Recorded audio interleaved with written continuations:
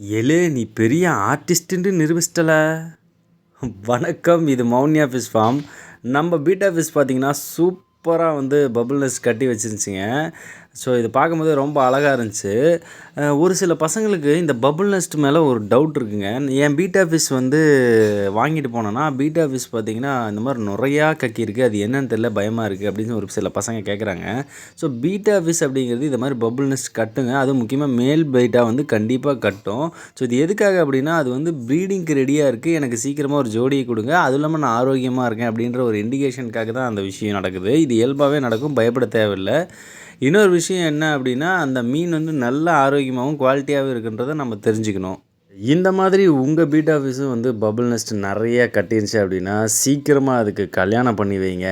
அப்போ தாங்க அதுவும் சந்தோஷமாக இருக்கும். இந்த வீடியோ பிடிச்சிருந்துச்சி அப்படின்னா மௌன்யா ஃபிஷ் ஃபார்முக்கு சப்ஸ்கிரைப் பண்ணுங்கள், சப்போர்ட் பண்ணுங்கள். தேங்க்யூ, பாய்.